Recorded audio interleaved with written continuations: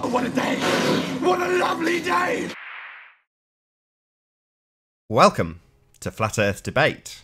I'm your host, Nathan Oakley, and if you're new to this channel, or you've not done so already, be sure to subscribe and hit the bell notification icon to keep up to date with the Flat Earth Debate.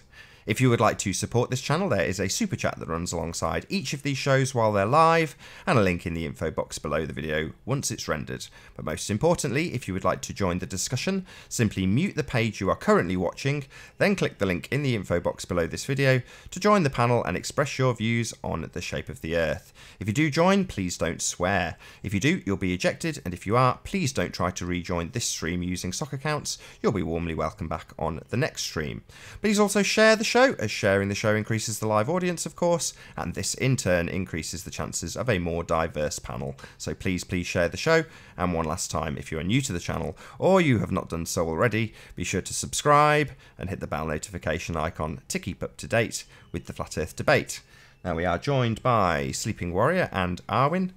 If you can stop screen sharing, that'd be brilliant, Arwin. Oh, yeah. Sorry. How are you both doing, gentlemen? Yeah, doing good. Good to Yeah, have doing you. good. She's just gone out with the dog, so I'm going to have one whimpering, so I'm going to go on mute for a minute. Oh, okay. So she's down, so... Great timing again. Yeah, Yeah. perfect timing.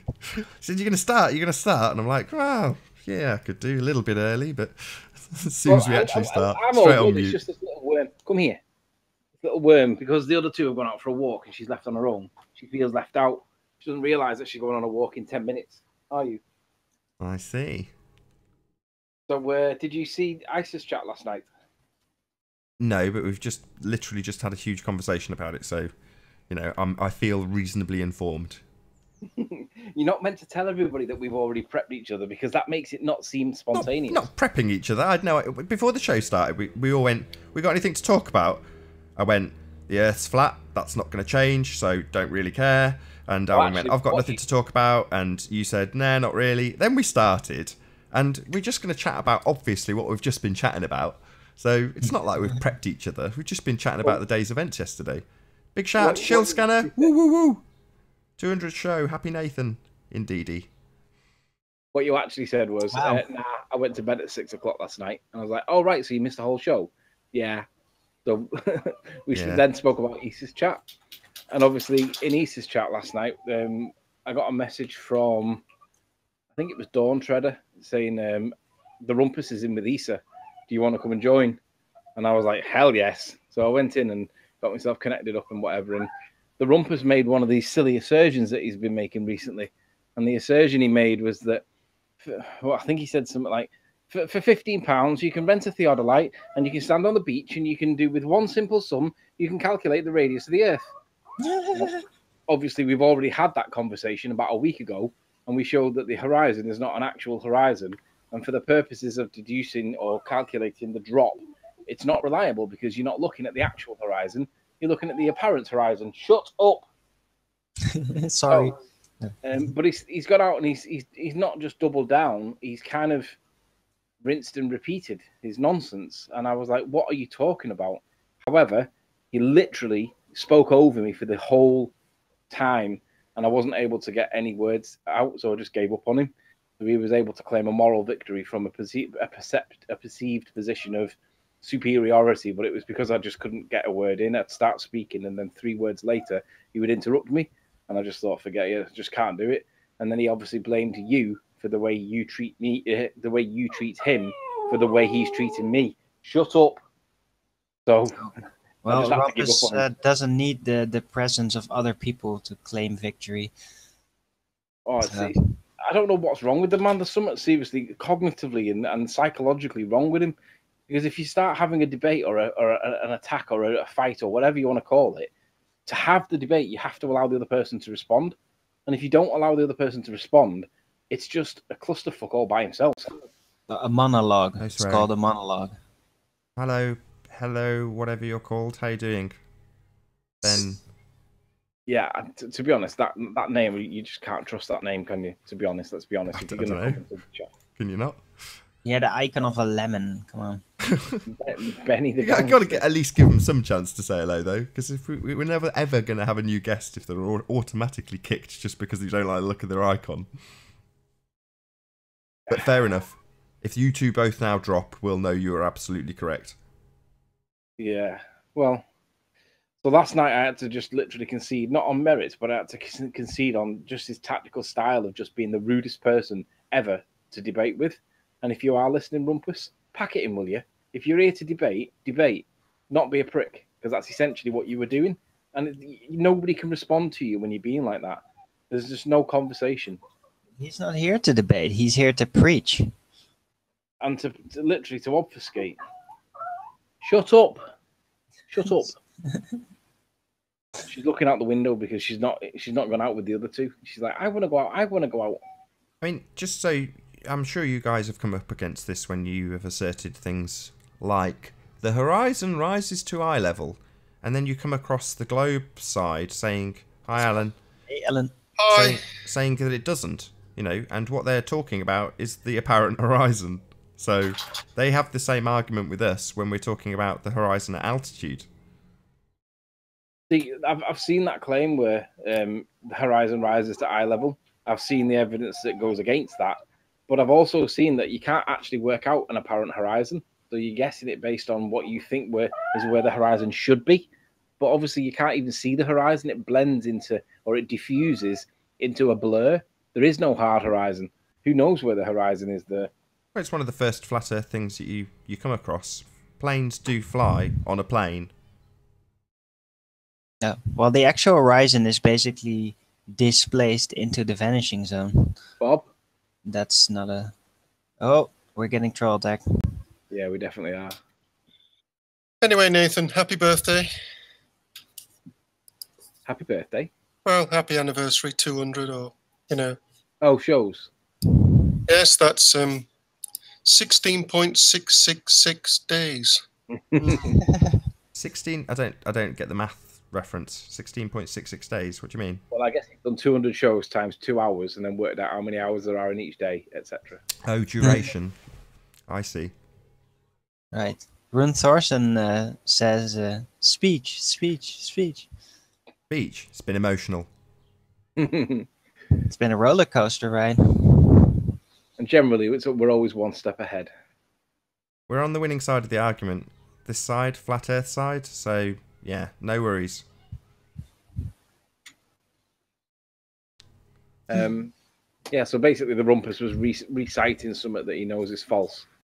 And I'm like, what on earth are you doing? You know that that's not accurate. But then what he said was, well, it's so close. It's like, basically, it's acceptable. Have you ever known Rumpus consider a guess to be acceptable? No. Calculates everything out to like 15 decimal points. Yeah, he's prepared to accept a guess for where the horizon is. No, I'm not doing that, Rumpus. That's ridiculous. Why would you do that? Are you literally preaching? Yeah. It was like a sermon. Yes, he is. Yeah, he is. But I barely even... He never... Or rarely. He rarely actually responds to something that's said. He usually just immediately jumps in and obfuscates and goes into an entirely different direction. And he kind of makes it sound like he's responding, but he's not actually responding. And he does this constantly. Hey, who's that? Oh, contact. So, shut up. Many of these sock accounts that join to troll us don't even have a profile. Now your dog is trolling us, sir. Yeah. I'm getting more coherence out of the dog, though, than I am out of most people, including Alan. Good morning, Alan. How are we? Not too bad. Tony, how are you? I'm very good. Is your Tourette's on a better mood today? Your Tourette's got a little bit borderline yesterday. Tourette's? Toes to the fire, toes to the fire.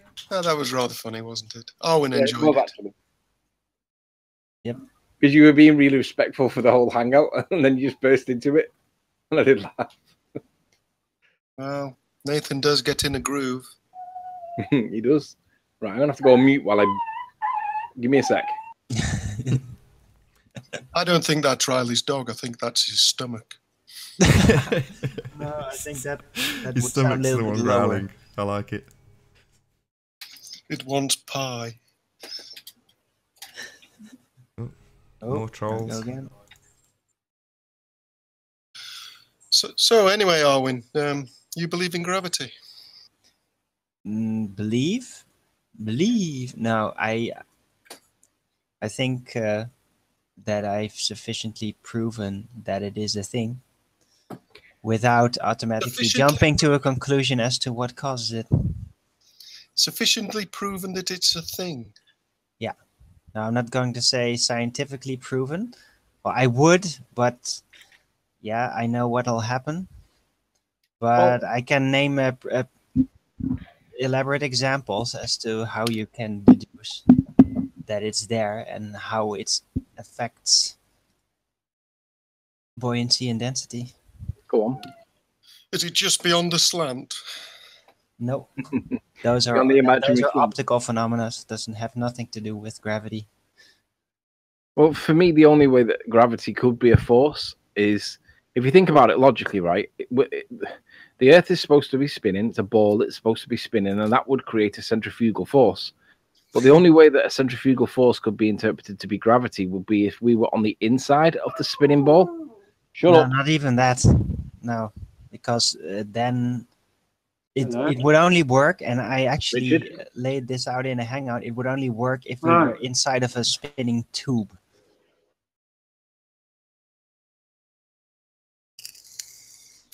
Because even in a hollow ball, then the centrifugal induced gravity, let's just call it, it would only really work on the equators.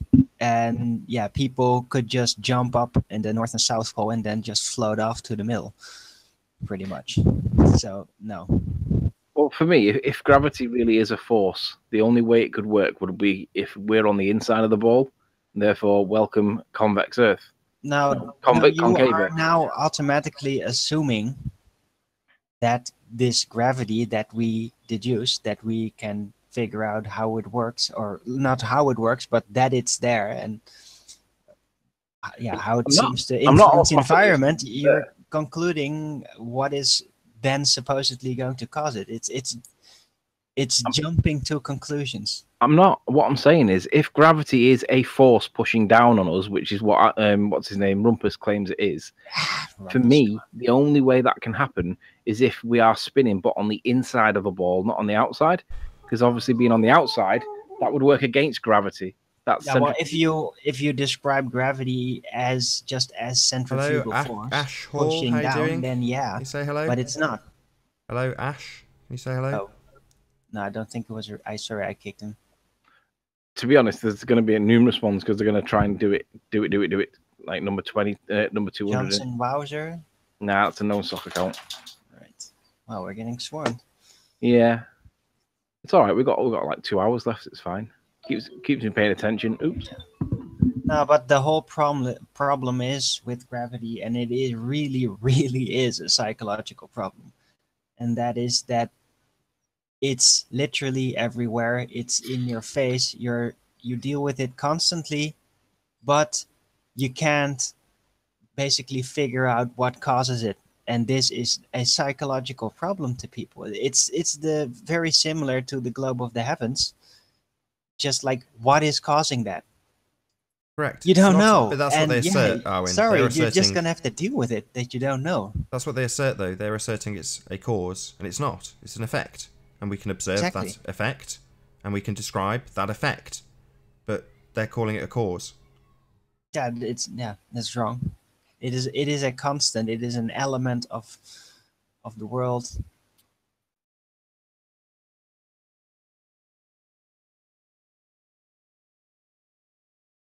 Oh, that one took Arwen with him.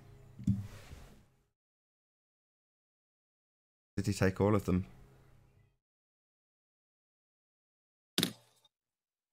You still there, Alan? Looks like I'm still here, Nathan. Let's reminisce. What about you, Sleeping Warrior? Still there? You'll be having a pie. So, Nathan, 200. There will be a short interlude.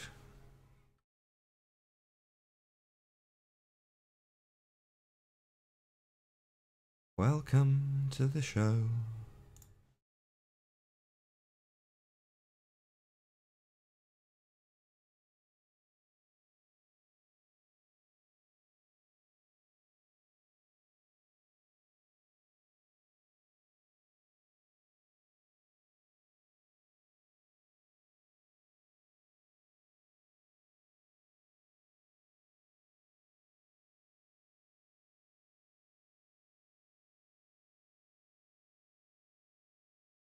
So the link is now out in Skype chat.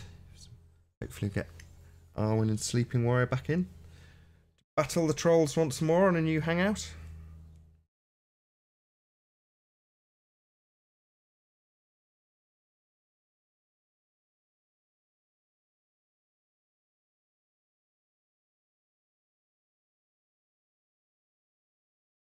Hello again.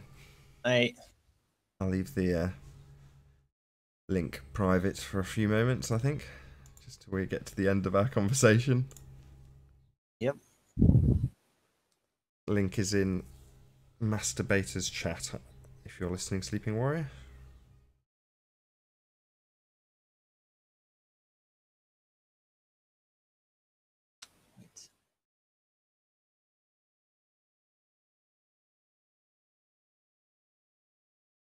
Sniper using Coriolis effect. Is that right, Multi-Tom-Tom?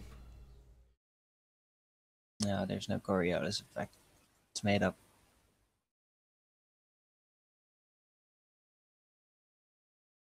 Made of Google bullets. It's just a nice little scientism myth. It's like a superstitious folklore, except it came from the science community. Contradiction in terms, if you ask me. Coriolis makes no sense. It doesn't make sense. Don't need an explanation. If you're out there, ballers, don't even think about it. Not interested. What's that? Don't even need an explanation for what? Oh, just a joke from Multi-Tom-Tom in the chat. Said snipers Right. using the Coriolis effect. Right, let me open it up.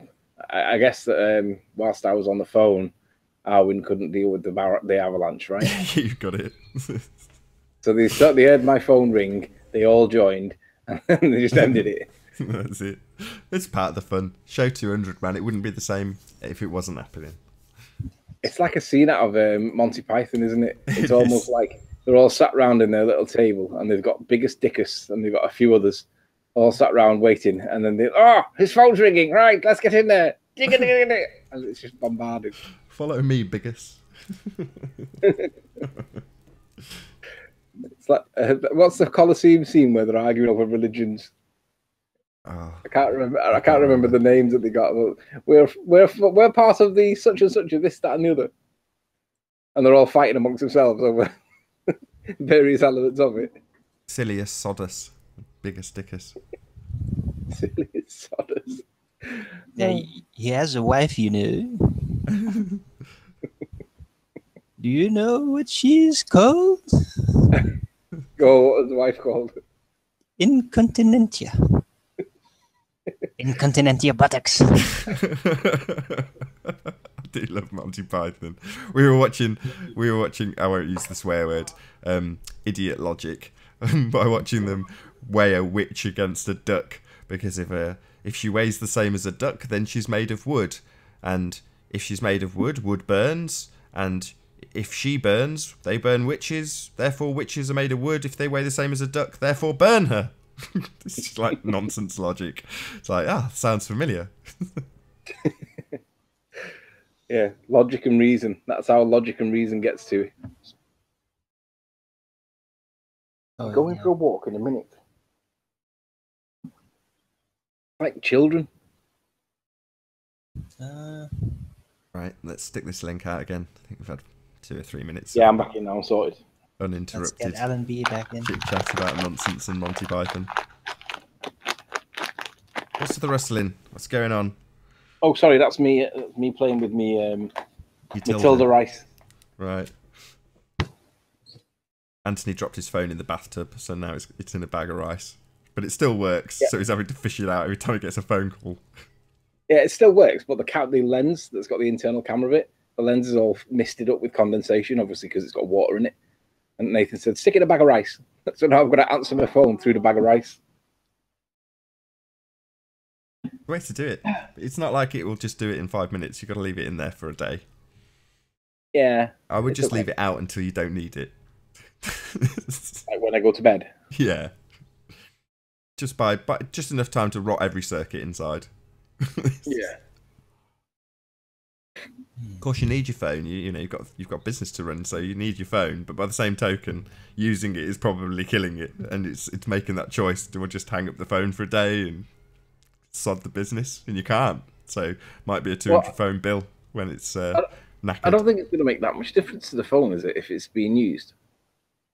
Well, it's getting warm. Yeah, that'll dry it, though, won't it? Well, maybe. It's all bad news, really, isn't it? That's the way I'm seeing that one. You don't want your phone underwater. Even if it's waterproof, I wouldn't put my phone underwater.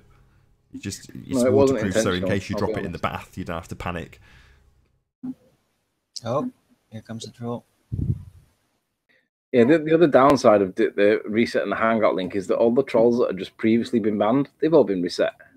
Yeah, I know. So it's like start fresh. Right, let's get Alwyn back in as he's already been taken out. Not quick enough on the trigger. Yeah, man. Just not quick enough, Alwyn. Hey, Alan. Never fear, Alan's here. We weren't in any sort of fear. So, Nathan, 200 shows. What's been your favourite bit? Hello. Favourite bit? Yeah, imagine I'm Parkinson. Okay, you'll have to give me a minute. I don't know what my favourite bit is. I've got to be honest. So I don't know what to say. To be honest, my best bit was when Paul Voigt was arguing over whether reduced meant reduced in that context on the OS survey maps. That was brilliant. Quite like the recent bit with Sly Sparkane. What an idiot! But that was funny as hell. My favorite. What about you? What about Arwin? What's your favourite bit in the last 200 shows, Arwin? Hard to tell. I'm hearing echo, by the way. That'll go, hopefully. But yeah, no, there's been many good moments, and Meeting I don't me? know. Sorry? Meeting me, perhaps? Well, I haven't really met you, so I've met you in the Hangout. But no, I think that it's very hard to really say what the most favorite moment. There are several favorite moments, and those are mostly the moments that I actually not getting tripping over my own tongue here, but it's mostly the moments when I really start to figure out certain things that before I avoided. So that's what I love about this whole trip, about the whole development here, is that I'm learning so much, and I'm rediscovering things. I'm remembering things that I even learned in school and kind of forgot a bit. Learned a lot more detail about gravity. Got away the misconceptions there. I think that what I like most about everything that's been happening in the last half year is that so many people really are confirming my original suspicion that how I used to say it in the early days and dropped it in chat even over a year ago, and that is that the heavenly bodies are holographic in nature. And I really like that has caught on in a big way. I really like that. What about you, Very Alan? proud of it. You're both sides of the fence, so you're on the show a bit, but you're mostly a viewer. So what's been your favourite bit? I quite like Paul Voigt. He was very entertaining. Of course. Your very own Chris Eubank impersonator, Mr. Spurs Machismo. He's always entertaining. Yeah, but what do you mean by Chris Eubank entertainer? He doesn't sound anything like him. Oh, yes, he He hasn't got a does. lisp. Doesn't have a lisp for a start. Chris Eubank talks like through his nose. No, Doesn't talk like that. Chris Eubank's got a very specific tone to his lip. Who's that? Chris That's Chris Eubank Eubank. is like as eccentric as they get. So he wears like a tweed 3-piece, sometimes 4-piece suit with a monocle. He carries a cane or an umbrella at all times, and he drives a 6-wheel big rig in Britain. Yeah, and he does it right. He parks on double yellows because he knows that they can't put a wheel brace on him, and I love that. So he can't get clamped. Yeah, that's why he bought it. He was a very good boxer. But he's nuts. Can you imagine seeing Chris Eubank climbing down in a three-piece tweed suit from a big rig in your little village? Because I've seen some of the clips where he's driving, and he lives in a little village. You know, it's not like it's easy for him to drive this thing through where he lives. It's massive. It's enormous. I just love the fact that he's got the bolshiness to do that. I think that's excellent. Yeah, I like Chris Eubank. I think he's a proper character and genuinely nice and a good boxer. You can't really ask for much more than that. I enjoyed watching him fight. He wasn't the best of fighters. He was quite soft, really, but he had a good punch. But his son now, I think, isn't his son called Chris Eubank Jr.? Is that so? Yeah, that's right. Not very imaginative. Yeah, couldn't think of any names to be called him Chris.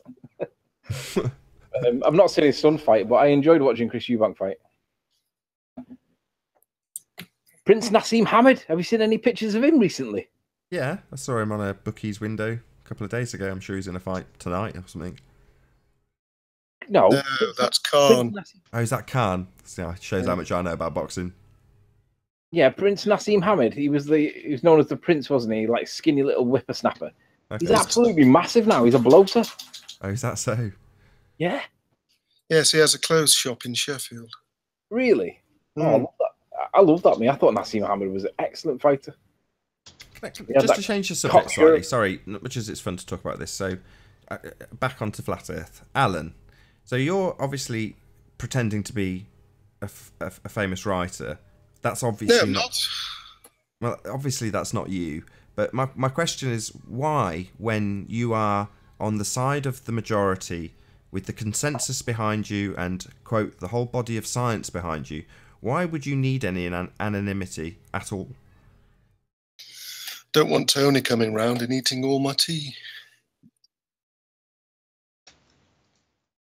Fair enough. Thought that was a bit harsh. There are a lot of trolls involved, so... Does it really matter? Don't blame Does him. it matter what I look like? No, I don't care about what you look like. I'm asking... It's the reverse, isn't it? It's what you don't look like because you're completely anonymous. So, but why would you need anonymity is kind of my question. I don't. I just rather enjoy it. Fair enough. Maybe someone else will give me a better answer. You're obsessed with it, though. You With can look what? at my face. It's my real name. It doesn't matter. It's Yeah, all it's his real name. Alan B is not your real name. No, it isn't. But it's just in this small little corner of the internet that we find ourselves. For the most part, I would say that the flat earthers are generally a bit more open about their identity than the ball earthers. Yes, I guess you want the fame. Maybe it's that. That could be one of the reasons. Certainly me, I'm a videographer. I want to succeed on YouTube. So if you want to call that wanting fame, that could be accurate. Well, you've always wanted to be a presenter. You can tell that. I don't know about presenter. I trained as an actor. You'd be rubbish on Blue Peter. Is that right? Yes. Poor children getting their toes pointed into the fire for not right. colouring something in properly.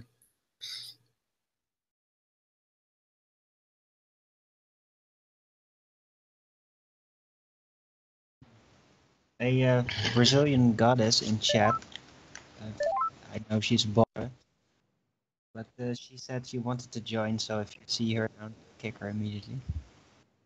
Bloody hell, I picked my cup up for a quick slurp and I'm out. Yeah. Don't mess around on the 200th show, mate. Yeah.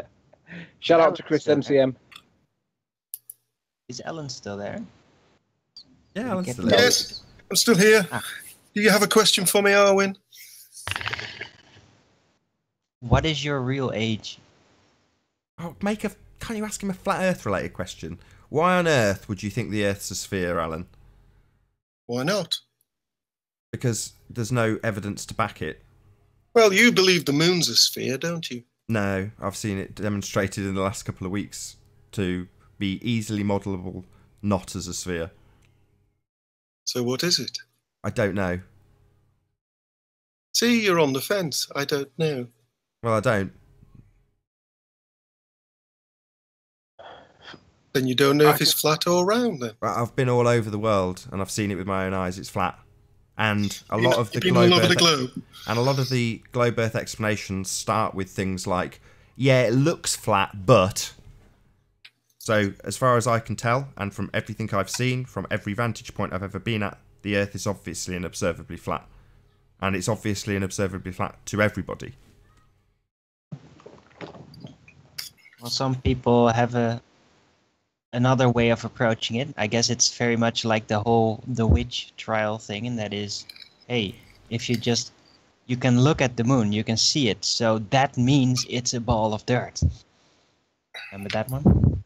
Sure, but if you're in a wood, so you're walking through a forest, and you look around and you go, look at all these trees, they're so big, they're everywhere, they're all above me. Does that make you a tree? What? Does that make you a tree? That's a terrible analogy. Well, what we're saying is, what ballers are saying is, we look up at the sky and we see trees. Therefore, we're a tree. Nathan, if you were in the woods and you said something, would you still be wrong? It's an analogy. It's not an incorrect analogy. It's the correct analogy. You look up and see balls and go, we're on a ball, because I'm looking up and seeing balls. And I'm saying, well, if you're in a forest and you look up and see trees, do you say, I'm a tree? Now, well, you could say we're on a tree. That's kind of funny because that kind of plays into the whole Yggdrasil theory. So there may be some legitimacy to that.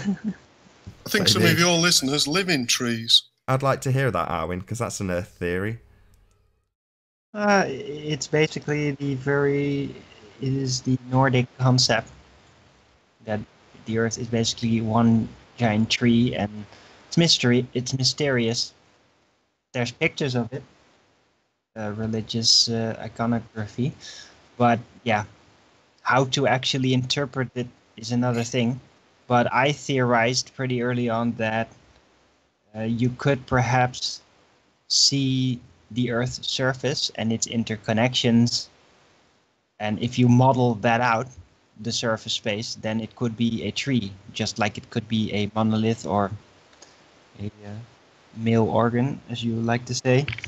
But yeah, you could also call that a tree, and perhaps there were branches where spatial density is uniquely extreme, that you could call that a branch. If there's like more space in a specific spot, then yeah, you could consider that a branch, like a peak.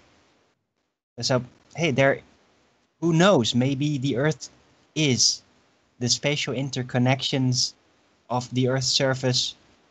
If you'd actually map that out in a model, in a non-literal model, then maybe it is a tree, or it was a tree at some point. Who knows? It's highly theoretical, but who knows, you know? Fascinating. Yeah, it is. That's what I love about the whole flat Earth thing, is people make so many assumptions. People make do so many oversimplifications, and you take away all these possibilities. You don't even consider them, that they could be a part, that looping could be a part, that a difference in spatial density at certain locations could be a part of it. And if you take that all away, yeah, then you're either stuck with a ball or with a snow globe or something, you know? I think they're all equal. And you don't know. And if observations then don't exactly match that model, and you're just going to ignore that, then yeah, we're pretty much stuck in some kind of dogma. Probably the based same on amount. Our need of oversimplification. Probably the same amount of scientific evidence for the Earth being a tree as there is for a globe, i.e., none. Yeah. Well, I would definitely love to explore, although literal exploration would be required. I would like to explore the possibility of regions on the Earth that could have a different spatial density, and then try to figure that out somehow. But yeah, that's going to be a big project. It's going to be complicated to do. going to take resources, so I'm not going to be able to do it on my own. I think that the elite, NASA probably, they could have done it. They probably will have done it because they need the specific data to basically to have all their advantages. So they probably have mapped it out. If there are differences in spatial density on the Earth, then they know where it is. I highly doubt it that there's still something left to explore for them, at least. Although maybe what's under the Earth or through the Earth, maybe they haven't gone there yet. Just to clarify, I'm going to speak for Arwen. I don't think Arwen actually thinks the Earth is a tree. He just understands that theory and has explained it at my request. That doesn't mean he's A, wood elf, or B, believes the Earth is a tree. Well, I wouldn't deny it either. Fair enough. Dear. Fair enough. Hey, I'm named Arwen, you know. My mother seemed to believe, to some extent, in elves. I like the idea. I like what Tolkien did with the elves. I like the legend of the Nordics, how they came from what they then call Eden, the mysterious land beyond the North Pole. I think that it is tied in with humanity, and I kind of like to believe that the Earth could be a tree, the way the Earth's surface is interconnected. That could be, when you map it out, that it could be shaped like a tree. So, you know, Are you I talking find it about a lot more the, poetic than just a silly ball or something, or a tube, or even a cube, like a looping cube. That's all very geometrical, but you know, symmetry is really, when it really comes down to it, symmetry is not as interesting as, well, shapes that come from nature, the fractal-like shapes of a tree. I find it much more interesting, much more inspiring. Hey, Nummy Num, how you doing? Good. How's it going with you guys? Bad. Nummy, if you get sniped, do you want me to add you to Skype the minute you get sniped? Because I'm sure you're bound to. That would be nice. Thank you. I noticed that offer wasn't open to me. No, it wouldn't be. No. We have no idea who you are. Yeah, respectfully, we can't. You obviously you understand that position, right? Oh, rather rude. No, not really. You wouldn't let Common a, sense. hey Dawn, Hello. how you doing? Hello. Hello, hello. You wouldn't let a total Is my stranger in your house. Mic would working you? normally? I think it is. You just gave that as your reason for wanting anonymity. You wouldn't want Anthony coming around for tea, right? Only because he'd eat it all. I think I would have him round and take him for a pint. You'd take him out of the house. Sounded like you were stuttering then. Does that mean that you don't really want me to come round? No, I'd take you for a drink, Anthony. Just don't let him shout no planes in the pub, because that won't go down well. Yes. There'd be trouble if the barman smiles at him wrong. Yeah. That'd be a cute video. So show 200, Nathan. Indeed. Nice. Yeah. Still no scientific evidence or scientific proof of like axial rotation, gravity, curvature. Have you got anything that you can add to the table, Dawn? Not today, no. We've got Google Earth. Oh, right. I thought that wasn't your model your side anymore. Sorry. I watched a cool video how they make it. It's quite cool. Oh yeah, tell us all about it. They do it, base it on a flat plane, don't they, and compensate with all the water Oh, for the lack of it curvature. wasn't like the full details of how it's made. It was just one of them like little videos explaining. Yeah, Nothing explaining, interesting. but not actually showing. Sounds like a rumpus explanation, doesn't it? Explain it. It's perfectly explained. It matches our observations. What observations? Rumpus tried to tell me that you lot have retreated because of his points, so I tried to remind him it's show 200 tomorrow, mate. I don't think they retreated. Who said we've retreated? Rumpus. I don't think Of course so. he does. Why on earth would he think that? Is he deluded? I think he might be, yeah. So next time you speak to Rumpus, just ask him to watch the first 10 minutes of this show, where we kind of basically called him an idiot. Because he made the assertion about theodolites again, knowing that the apparent horizon is not the actual horizon. Yet he still makes the assertion anyway to ICE's innocent victims that don't necessarily know that the Earth's not a ball, but are there to seek answers, and they all think now that the theodolite will check for the horizon, and it's complete nonsense. I think you should read his 90-page website just because you inspired it. Give him the credit. I can't. A 90-page website. How do you do pages on the website? All you put based the on link in? Isle of Man. I don't know. He just told me about it. I've never been there. I don't want to see it. 90 pages? Yeah. Jesus. You'd have to pay me for it. 90 pages on the worst composite ever taken by a human being. You have to understand that that's 30 miles worth of visibility you're looking at. That's not down the road. Right. It's just such a bad photo. What the hell are you talking about? It's a video.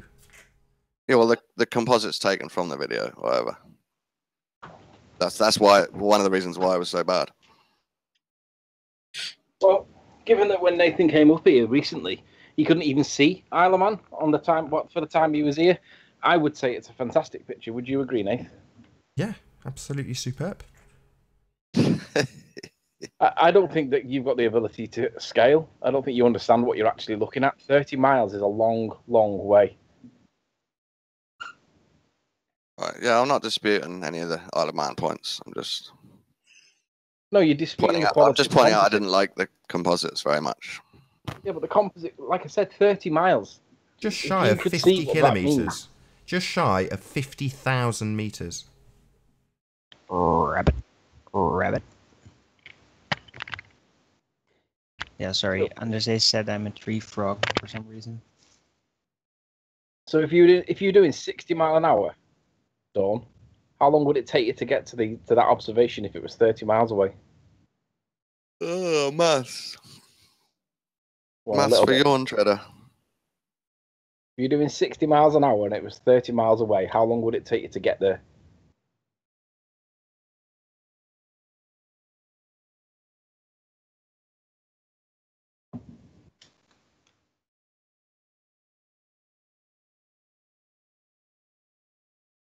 No? Don't help him. Just wondering, has he been sniped? No. No, I'm here. I don't need a maths question, thank you. It's Oh, but you're like happy basic to arithmetic. ridicule us. You seriously can't tell me if you're travelling at 60 miles an hour, how long it'll take you to travel 30 I miles. don't think asking Dawn a maths question is very good for Flat Earth Show 200. What? Oh my Why god. not? I do. This is your our opposition, Dawn. So This is you know what you want. So I'm going to patronise the hell out of you, right? So if I'll you're Google travelling, it, yeah? if you travel I'll put- 60 Type the numbers miles in and press return. 60 miles in 1 hour, yeah.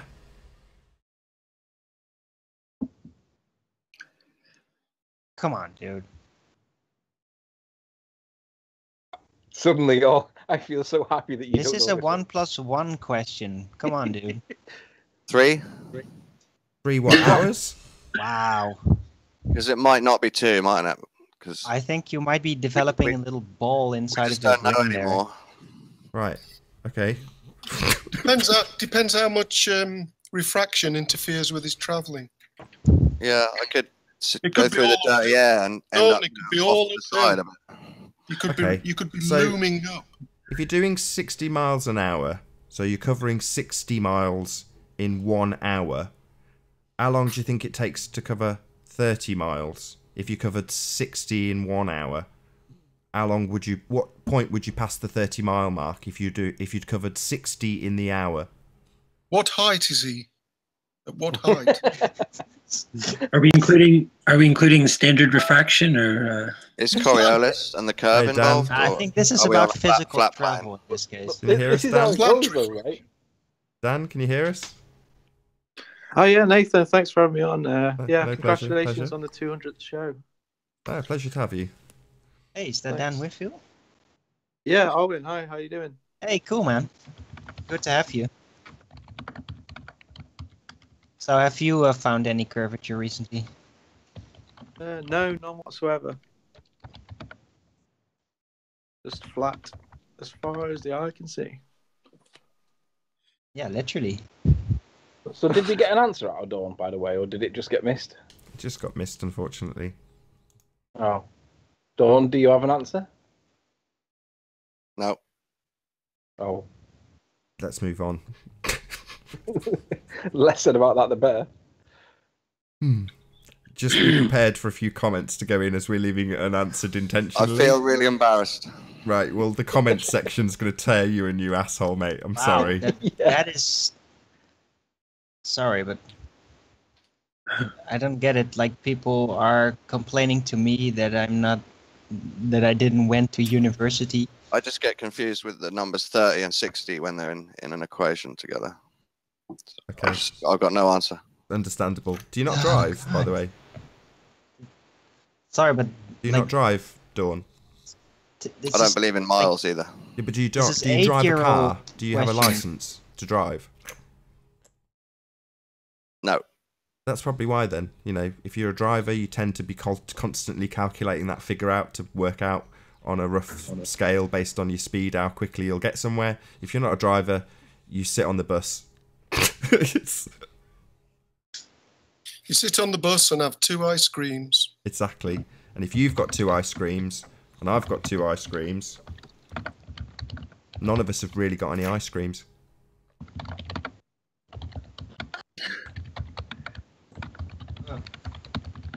Did you guys ever watch that British sitcom called On the Buses? Yep. Indeed.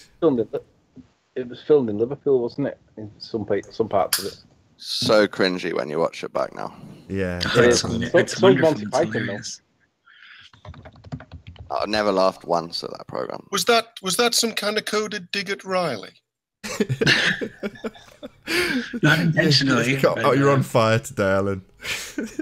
Did you detect that, Tony? I ignored it. That laugh. Unless I missed something that was said. It wasn't, but the way Alan twisted that was just beautiful. Thank you. Yes, you are a funny man, Alan. Sometimes he's funny. One tries. Sometimes. Not this time, Anthony?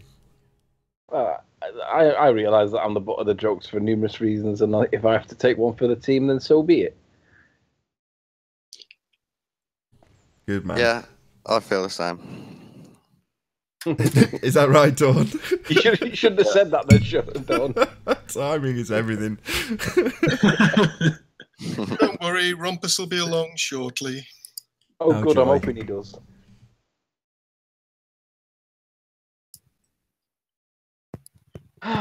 So, I guess that's about it. There's still no evidence. Still no scientific proof for the shape of the Earth. I'm beginning to wonder whether it's some kind of other shape. You know, like the bigger picture. Not include. I don't mean the Earth shape, but I mean like. Didn't we agree science doesn't provide proof? Hey, Peanuts. Me. 2 or 3 shows back. No, Good to but have you. I don't think that we actually We didn't to agree that. on that. Science does give proof, but then eventually something may come up that will overturn that proof. It gives evidence, and then you decide if that counts as proof.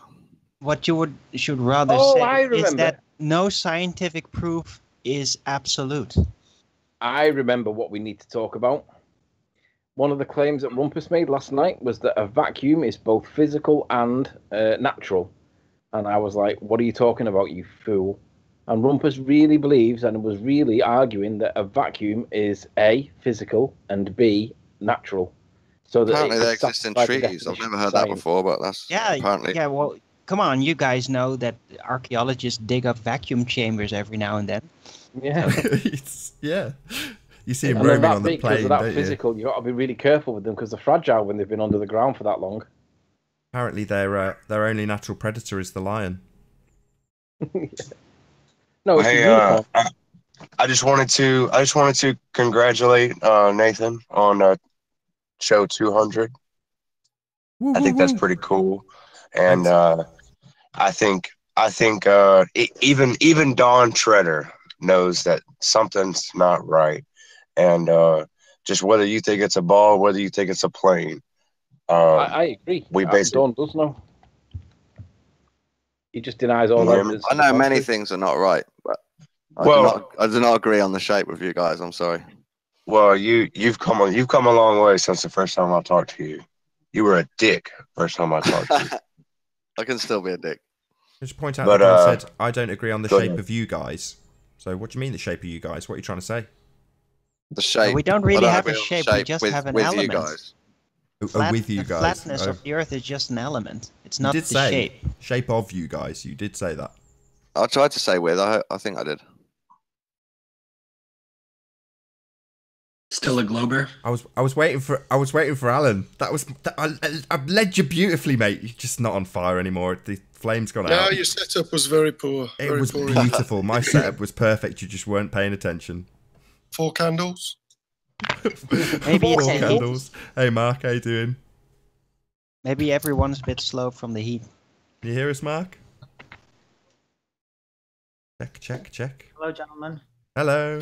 Yo. Yeah, I can hear you. Can you hear me? Yeah, I can hear Loud you. and clear.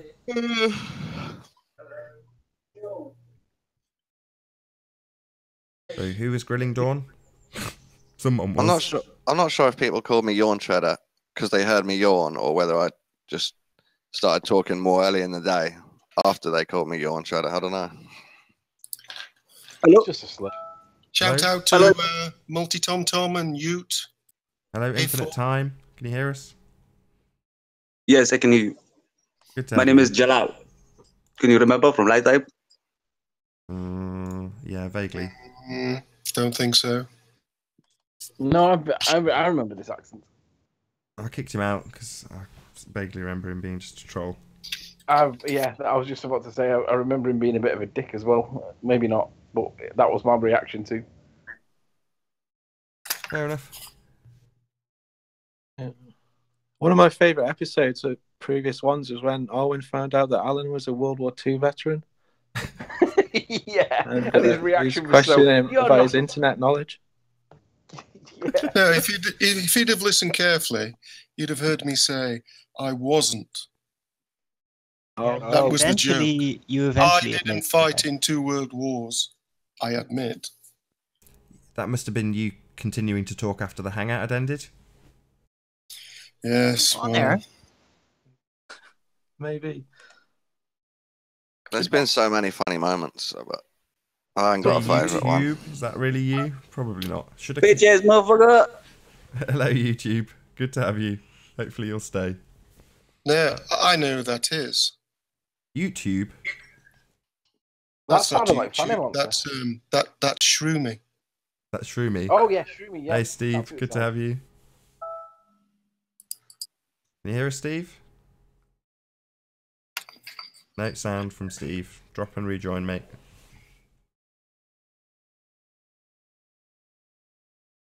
I think Tuft of Trees was probably the most funny moment of the whole series so far. Yeah, that was Hi, funny. Zoe. Yeah. How you doing? Hello. Hello. Hello, hello. Hi. Hi. Happy 200th. Thank you very much. Oh, yeah. Oh, it's Zoe. I didn't recognise that. I didn't hear the name as you got introduced. I was waiting for you to speak so I could work out who it was. Zoe, Oh, well, I did say hello right away. Be Here and You Love did. YouTuber.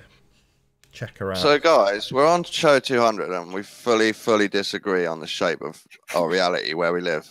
Correct. And we're not convincing each other, are we, at all? Well, I would say it's more about the But audience. we're still talking. Yeah, it's more about the audience than anything else. Do you want to try again, Steve? Still See if we can hear you? I would say it's about you guys. 1 sec. Hey, Steve. Can you hear us? You could take the word debate out of the title. But that's precisely what we're doing. What are you It's talking not about? we just disagree, and we're not convincing each other. So. Yeah, but I just said it's more about the audience perception. You know, at the end of this, Right. it's down to, I'm going to say this generally, you, as in your judgment as an individual, not necessarily you now, you're on the panel, but for all those watching, it's up to their discernment in terms of what they decide at the end. That's all that's relevant to me, because I'm making a YouTube video. So that's what it's 148 watching now. Do you think it's like 50-50 flat earthers and globers, or what? Yeah, I think so. We did a straw poll. I've only done one in the whole 200 shows asking who's flat, who's globe. and it was about 50-50. Yeah, I can imagine it's about 50-50. So, what do we all make of Debbie Duran? Very nice. Do you think that picture's real? Yeah, what do you mean? The picture there on her icon? I've no idea. I don't think your picture's real, so I've got no reason to think either way with her either. I don't know her. I'm a pumpkin. For real. And who Ellen is? Who's Ellen? That's me. Brenda. That's Brenda. Brenda, hello. Good to have you. Hey, Brenda. Hello, Brenda. Hey, Nummy. Yes? Brenda thinks that crepuscular rays are parallel. I don't think they are. I know they are. What do you think of that one? Crepuscular rays are parallel, Nummy. What do you think of that? Well, why do you think that, Brenda? Isn't it obvious? Because of perspective. Explain. Well, are railroad tracks parallel? Interesting. Yeah, but does that work if they're coming in from a more vertical direction still, I guess? Yes. Why wouldn't it? I haven't given this much thought, to be honest with you. Right. So we know that railroad tracks are parallel, but they appear to converge. But that's just an illusion of perspective. But for that to be true, hold on, can I just say something? Sorry to interrupt. For that to be true, you would have to see them coming out from the sun and converging back on the sun at distance. Therefore, you wouldn't get the diagram equivalent where they show you only straight lines coming from the sun. Oh, I've lost the maybe she's entire panel. right that the rays themselves are parallel, but are the rays compared to the other rays also parallel? Because it doesn't look like that at all. It's one of those, you look up, you see him triangulating onto the sun and going out at multiple angles, and you know, she's saying that that's because, like railway tracks, they're converging on the sun at 93 million miles away, and it's like, well, fine. You want to believe that? Fair enough. What are you supposed to say to that? Well, when you go side on to the railway lines and you're looking at them from perpendicular to the railway lines, they don't converge. They go left to right. But when you're perpendicular to the sun, you don't get the same experience. So the only time that the perspective argument works is when you're stood in between the railway lines. But when you're watching it side on, it's not the same experience. I see. Has she been kicked? The whole hangout has. I'm just starting a new one. Oh. You want to actually, it might be an idea, because we've see how long we've got left. Coming up to about an hour. I would do a link, but my kids like crawled on me in a really weird back in, way. yeah? Yeah, you're back in. Thank you. Yep. Should I ring Nummy in as well? No. What I was going to ask is, can you both join the hangout if I start a new one? Sure. Is that for me as well? Yeah, all of us. He's trying to show that these trolls are idiots, and that's all he's showing. Okay, great. So we're going to go back to masturbators for the link. Okay, Yeah. see you there. Same for Nummy Num. Shall I go too? Yeah, it's there in masturbators now. For the audience's benefit, right? Masturbators. Should really just do my link. Sod it. My kid's crawling all over me. It's very unprofessional, but that's just the way it goes. So masturbators is just the name of a Skype chat. So yeah. Right, come on, Munchkin. I know you're tired, but if you can sit through me just for this one little thing. So we've got about an hour left on this live stream. Hope you're all enjoying the stream thus far. If you're new to the channel, be sure to subscribe and hit the bell notification icon to keep up to date with the Flat Earth debate.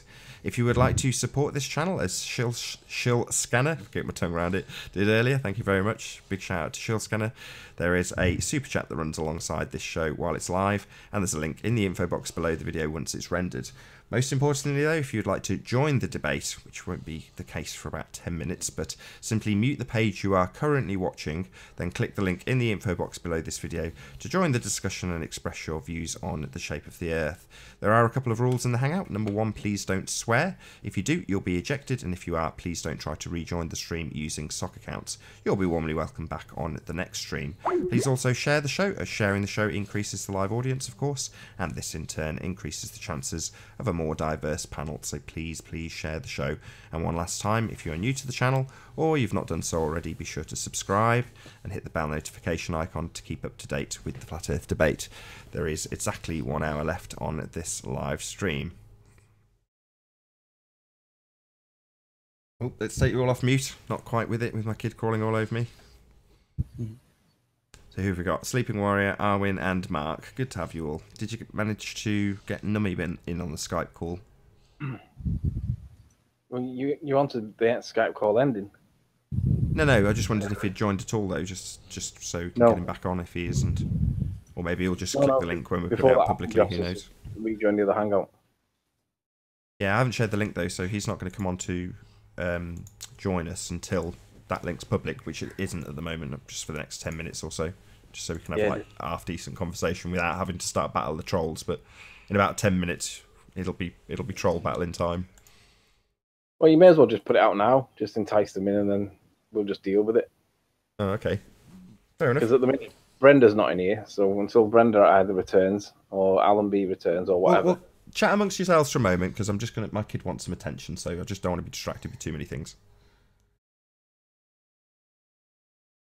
Nummy, oh right, so I don't know how can't get the message to you, but Nummy, if you don't know how to Skype very well. Oi. Oggy.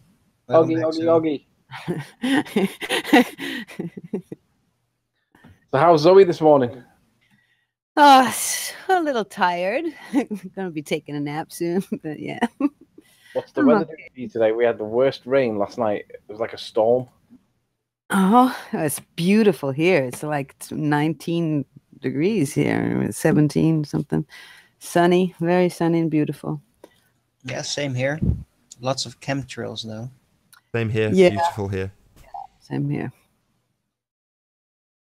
So, but yeah. So, how's it feel, Nathan? 200 shows. That's a lot, huh? Yeah, I'm really proud. I'm really pleased. Yeah. You have all the reason to be. I'm proud of you. Slowly realising the Achilles heel of the globe Earth is science, and they accuse us of being religious science deniers, and yet they are in a religion, and science is definitely not on their side. Ironic, isn't it? Yeah, how ironic. Call me a science denier and a religious whatever. It's like, no, you are part of a religion and you deny science in favour of pseudoscience. How ironic. Well, it is kind of ironic in the same way that, during the Inquisition, the Inquisitors were supposedly routing out people that offended Christ, and I don't think Christ would really agree to that at all. So it's the same type of irony. Well, at least ballers aren't going around killing people. So. Not yet, anyway. That's true. Well. Believe in the ball or you're done for. Submit to the ball. Yeah, submit to the ball. Do you confess that it is a ball? Yeah, but you are treated like dirt if you deny it. Yeah, but that's the only card they have is ridicule. I was gonna say that's the main card they play is flat out ridicule, because if you're on the losing side of the argument and you don't have scientific evidence to back up your assertions, then you are in a religion, and science is not on your side. In fact, it's on our side. That's why we're using it against them at the moment, and it's not going down well. It's again, like you say, straight back to ridicule. Yeah, pathetic, really is. Maybe. But I mean, we've had a lot of interesting conversations over the past 3 years. I mean, it's was watching a YouTube video last night of a clergyman who claimed that flat earthers are mentally diseased. Yeah. And he based that he on a letter that he'd been corresponding with Tiger Dan, and his justification for a ball Earth was the celestial southern pole, flights in the southern hemisphere plane, and the yacht race around Antarctica. Now, I've not heard that one before. Has anybody heard or investigated the yacht race around Antarctica? Yeah, it doesn't go around Antarctica. It drops around the southern continents, but it doesn't go near the Antarctic area. Some people argue it does. They're not allowed to go beyond 60 degrees, are they? Yeah, they stay on the southern tips of the landmass, our landmass. Yeah, it's the Antarctica because it's like close to it, but it's not really that close.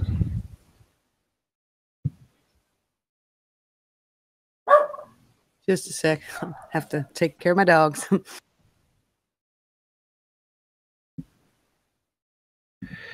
Have you had any more good weather recently, Mark? Our weather's been rubbish. No, there's some high pressure coming in. It did tell us last week that Monday was going to be good, but they pushed it over to Tuesday, and now they put it on to Thursday. So I don't know. I've ordered myself a 600mm mirror lens for my camera. It should have arrived today, but it hasn't. So as soon as we get good weather, I'll be off to Belfast Lock. Yeah, I'm up at St. Bees at the minute because the weather forecast was meant to be good for today. Last night, the rain was just. I've been sort of distracted with the Isle of Man because we have to identify what we're seeing, but there's plenty of stuff inland around here that I'm familiar with. Belfast Lock is 10 miles in length, and it doesn't get the high, rough seas that the Irish Sea gets. And there's lots of details that you can see. Check 1, 2. So that's where I'm going to be heading as soon as I get my new lens. Stay up to date with the flat earth debate. Hang on a minute, I've not even had a welcome yet.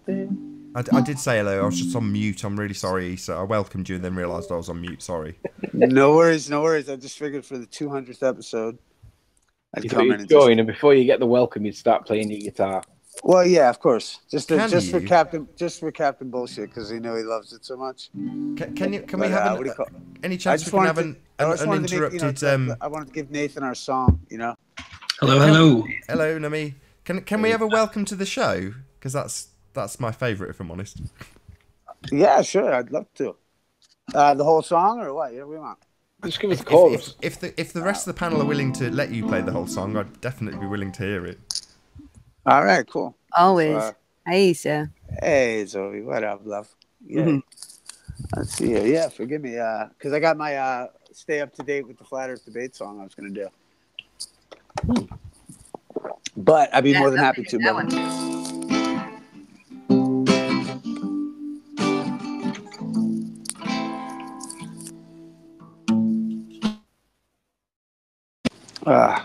You hear me still? Yep. Nice.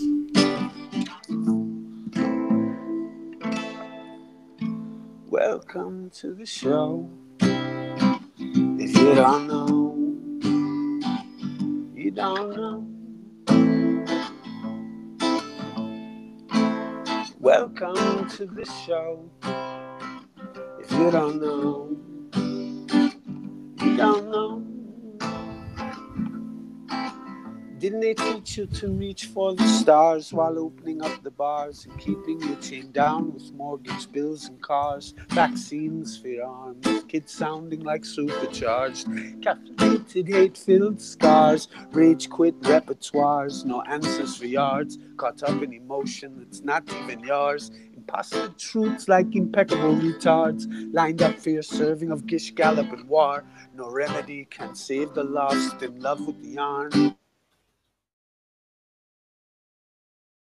Played by disgusting bard, soaked in sin with your duper's delight and a new hand of cards. Been so long, seems like for love. I'm just too hard. I'm just too hard. Welcome to the show. If you don't know, don't know. Oh, no. Welcome Come to to the the show. If you don't You don't know. You don't know. Intoxicated hate makes you believe you're spinning in space while you have no shame or grace. It's a disdainful state I used to contemplate how to save myself from my own self-hate. Wonder why I was even made with the dreadful fate, forced to try and awake with a full plate.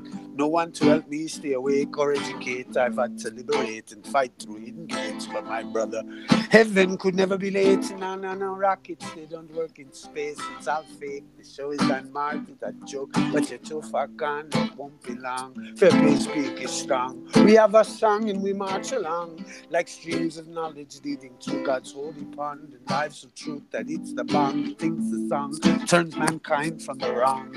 We come in peace with a holy gown and all of us wearing our holy crown.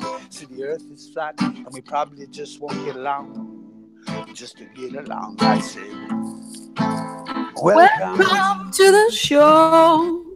You don't know. You don't know. Welcome to the show. You don't know. You don't know. Welcome to the show. If you don't know, you don't know. Did they really go to the moon? I don't know. I don't know. Is there really a rover on Mars with a gopher? I don't know. Welcome to the show. You don't know. You don't know. You don't know. Yo. Thank you for letting me play, man. Yo. Well, thank you very much. Happy 200th. Yeah, man. Thank you, everyone. I've got to say, this is now the nicest panel I've ever had. So I've got Zoe Scribner, Anthony, Nummy Num, Mark, Karen, Issa, and Arwin. What a lovely, lovely panel. Thank you all for being here. Thank a pleasure, you, Nathan. Man. I'm so happy that you do what you do, brother. Thank you for hosting your show. Yeah. Thank you for putting in the time and the effort. It is appreciated. Thank you very much, Nathan. You're an excellent. Don't praise me. It's an absolute pleasure doing this show, especially when I've got panels like I have now. Don't even need to publish the link. And you know, too, I think there's so many beautiful people all over on all sides of the aisle of this issue, and I think really that is something that this show kind of celebrates. So thank you for doing it, brother. I don't mind having the last section of the show being what would be called by ballers a circle jerk. But who cares? It's my show. It's 200. I don't care. Every now and again. Every now and again, exactly. Yeah, we are. We're all flat earthers on this panel, aren't we? Not me. I'm arguing for the ball. I would call it. Right. What is it? What do you call it? Stay up to date with the flat earth debate. Sing it, Zoe. I don't know.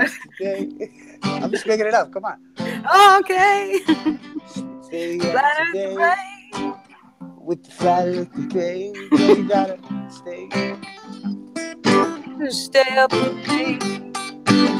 Stay up to date with the flat earth debate.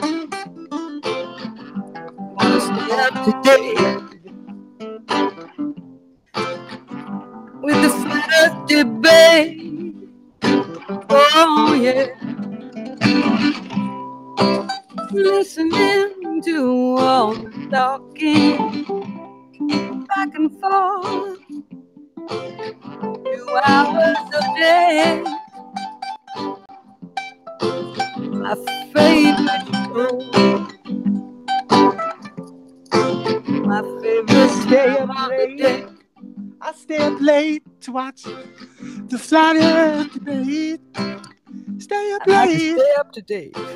To stay up to date, I stay up too late just to watch the flat earth debate. Gotta stay up to date. Stay up to date. Do what it takes. Get the flat earth debate.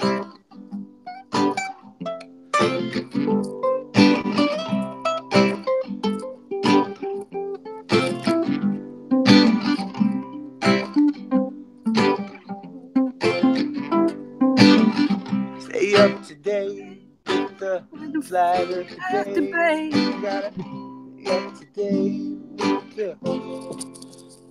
with the flat earth debate. Flat earth debate with Nate. All right, thank you very much. I want to say a proper hello to Karen. So, hello, Karen. We haven't actually said a proper hello to you yet. So, hello. How you doing? Hopefully, you're still there. Yeah, I'm doing well. How are you guys? Good. Hi, Hey, Karen. Hi, Zoe. I didn't know you could sing. I love your voice. Thank you. That's awesome. Yeah, I should do it some more, but yeah. Well, that's good. Thank you very much. Yeah, that was good. That was fun. Yeah, what do you call it? Bless everybody listening. Bless everybody that stays up to date. Nathan. Thank you. And I gotta say, shout out to like all the funny, everyone who's got a sense of humor. Remember, funny wins. Yeah. Shout out to Alan B. Shout out to Lottie. Shout out to Dawn Treader. Shout out to all the good people on all sides of the aisle of this conversation, man. Even Timmy with the fucking tufted trees. Pardon my language. Oh, there. Oh God, I love you guys. I'll be listening, and thank you again, Nathan. Keep up the good vibes, brother. Peace to everybody out there. Later, everybody. Later, Karen. Thanks for keeping us up to date. Oh yes, thank you. Hopefully, there's still time for debate, so I've put the link out now, so we will get some ballers in.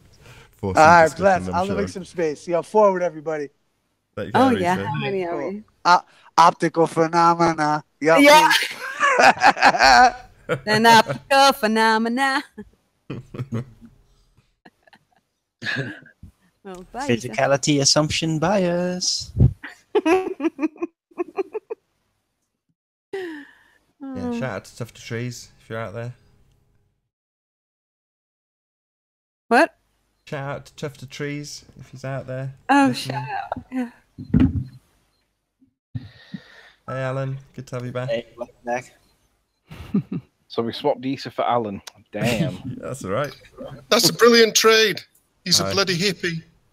I don't know. I don't know about that. You some kind of hippie or something? Yeah, he comes on here like Bob Dylan. Awful songs. Awful. Oh, you meanie. I've heard you try and sing Gloria Gaynor. You're not even in key.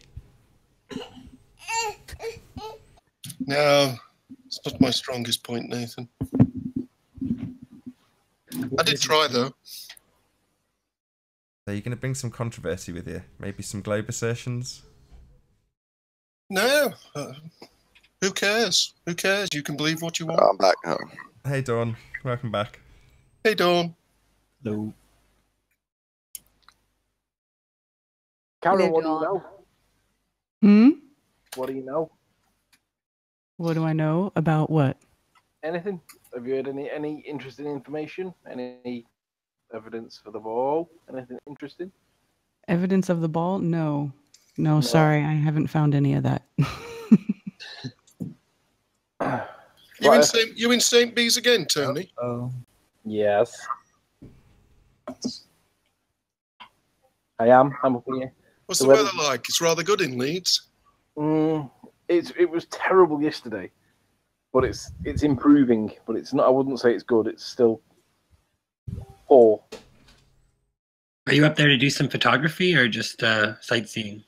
No, we come up to do some photography because the weather's supposed to be getting good. Like Mark was saying, it was supposed to be good on Monday. Then he put it back to Tuesday. Now it looks like it's back to Wednesday. It's ridiculous. So what's your plan? What are you trying to capture this time around? Anything in particular? More pictures of Ireland? Mackle Lighthouse from the top observation point, and I'm planning on getting a few hours worth of time lapse so I can get multiple shots of the same thing over a period of time to see what the effect of refraction on it is. Right. Because I agree with cathexis. If you get one particular frame of one time of the day, it can support both sides of the argument depending on the time of the day. So my view is to try and get it so it's more shots of the same thing over the day so that it's not like that. You should kind of average it out, kind of thing. Hey, Brenda. Yeah. Hey, Brenda. Hello. You should get your wife to take the pictures. At least it'd be in focus. She hasn't got enough of a camera lens, though. I mean, Dawn was criticising it before, saying it was the worst composite ever. I don't think Dawn realises how far 30 miles actually is. It's a ridiculously huge distance. It's like, whoa. It's like 3 hours. It's half an hour in a car at 60. 3 hours in the car. Yeah, maybe 2. Are you accepting photo composites now? Composites? Depends on what you're trying to prove. Depends if they're repeatable. Oh, so if you're trying to prove something you don't like, then it's not okay? Well, if you're trying to prove the existence of something, a composite's generally not going to be good evidence to prove the existence of something. But if you're trying to identify features of a photograph, the composites aren't trying to prove the existence of the subject matter. Are we talking about a stitch, Anthony? Yeah, stitching photos together. Apparently, that's okay now. Well, why wouldn't I don't see what difference it makes whether or not you're stitching together satellite photos or you're stitching together photos you took on a beach. There's a massive difference. Come on. Then a composite. Well, there's obviously not a difference. Well, what Yeah, were the satellite pictures I'm trying of? to explain it to you, but you keep speaking over me. What You're were trying the to prove satellite the pictures of? existence something. No. What were the satellite pictures of? Why? Because it's not a real photograph, is it? It's been manipulated. No, then your photographs aren't real. Who cares? I'm not saying that they are real. What we're trying to do. So it's not real. So your photos, your stitched together photos of the Isle of Man are not real. Correct. You're trying to prove the existence of the Isle of Man in your stitched together photographs. Therefore, it's not allowed. We weren't trying to prove the existence of. We were trying to identify. Yes, you are.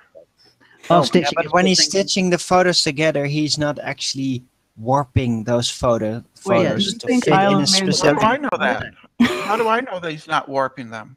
Well, you can come and verify it yourself. You can. Exactly. You can argue that's where I that started. So you can just go and do it yourself. You can verify it like Ranty did. So he just went out and did the same exact thing. Well, we can't get. Well, the point is. So no. Just before you decide what the point's going to be, I asked you a question about what the pictures of satellites had taken, so I can ascertain whether or not, like Ranty, we can go and replicate them. So what were they taking pictures of specifically? The Earth. Oh, so can I go and replicate that? Yeah, you could. How do I go and replicate that? Put your own satellite up and take pictures. Sorry, so we're allowed to just put satellites up? Sure. I don't have to go through any authoritative body? Well, you don't have enough money to put one up. No, but sorry, that's not what I said. I didn't say money. I said don't have to go through any authoritative body. No, you just have to have enough money to put your satellite into the payload of a SpaceX. Booster. So I have to go through SpaceX. So I can't do it. I have to go through a third party, SpaceX. So I can't do it. Sorry, let's just get it clear. I can't do it as an individual. Doesn't matter about money. Yes, you can. No. Sorry, if I had, you just said if I had enough money, I could go through SpaceX. So if I had all the money in the world, which I didn't mention you did, I'd have to go through SpaceX even if I did have the money, right? No. If you had all the money in the world, you could build your own boosters, build your own satellite, put it into the payload and launch it up and take photographs. And guess what? You'll find it would just be allowed, just like that. So, Mad Mike. So Brenda, why don't you do that then? And then Mad why don't Mike's you do that just launched and a provide rocket. objectively Hold on. Mad Mike's just just launched a rocket. So Mad Mike did exactly that, Brenda. Was he just allowed to launch it wherever he liked? Or did he have to go through other parties to get permissions? His little steam rocket was going to Sorry, kill it's a him. rocket. You just said I just needed to build my own rocket. So we've had a person do that and he had to get permission. He was going to kill himself because he's an Sorry, idiot. you're going off topic. Did he need to get permission? Yes, he did. He didn't. His design. He had to get permission, didn't he, Brenda? Can I ask a question? Design would have killed him. Can I ask a question? Brenda, why is it the case that when flat earthers ask ball earthers for evidence, like of the spherical nature of the Earth from a rocket, where they literally just put the camera on the rocket and up it goes and don't change anything, just leave it on, that's considered to be unreasonable? yet you cite that it's reasonable for us to just get a bit of money and go and do it ourselves.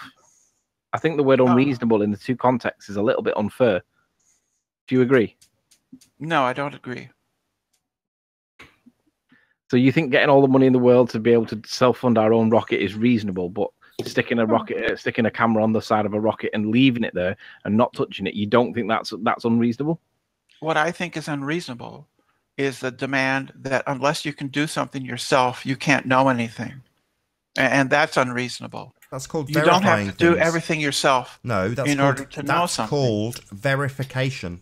That's called there's no such thing as verification in science. What are you talking about? Oh my God. I can't believe my ears. Here we go. There's no such thing as Brenda, verification you're losing it. in science. You're losing Karl it. Popper refuted verificationism in science in the 1950s. Verificationism does not work. Yeah, well, if you can't replicate something, if you can't replicate the evidence, then you have no scientific proof. Replicating an experiment isn't verification. It's just replicating an experiment. Okay, well, that's what the scientific method requires, systematic experimentation. So if you're going to class an observation as an experiment, which it's not, we'd still need to repeat it. Thank you for the super chat, Joey. So repeatability is still part of it, regardless of how you want to dice up verification as a definition. I don't mind changing the word. Karen's been kicked. Brenda's been kicked. Arwen's been kicked. Nightmare. And Brenda. Yeah.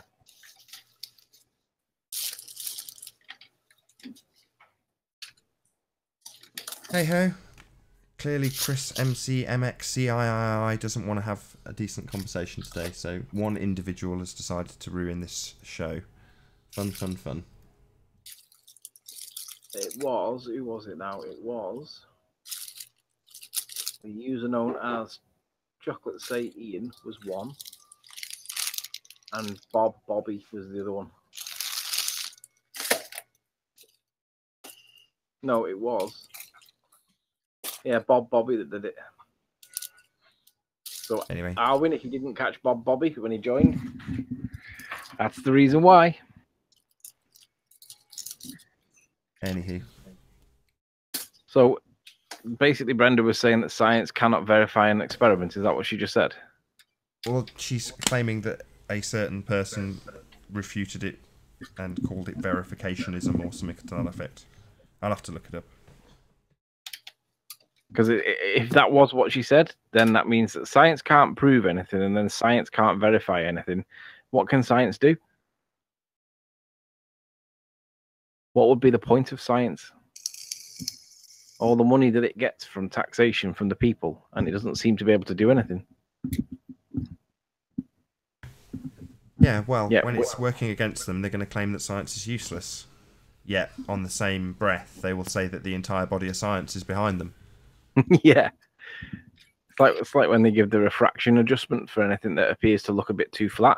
They'll make it adjust it any way that they want. But when there seems to be one that supports their version of the event, it doesn't even get mentioned. Or it does get mentioned. They just say, we don't even need refraction. Yeah. Oh, have I missed someone there? No. Cracky, what's going on? Troll attack. You thought they'd have a day off for 200? No. Works the other way around. Nevertheless, this link is still public, so people can still join, even though we've got a current troll attack on.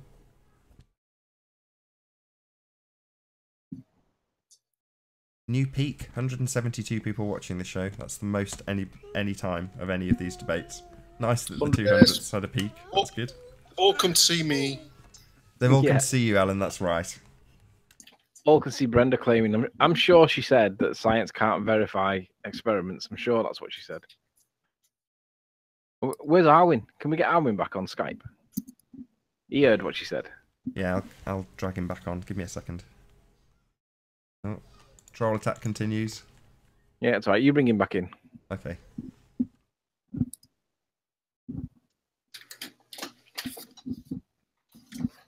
Take my eyes off if I slurp my coffee. Sniped. Just as I was trying to call him, he's now calling me. Oh,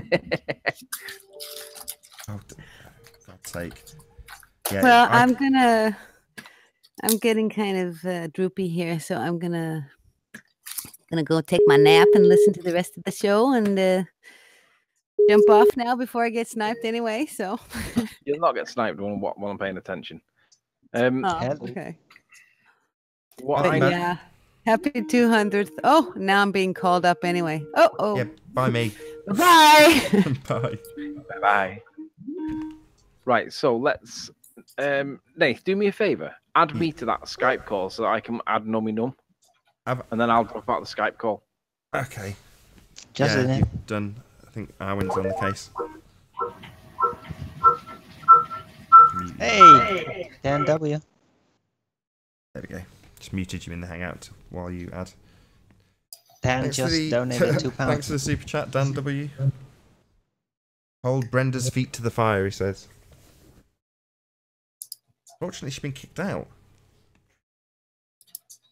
Still troll attack.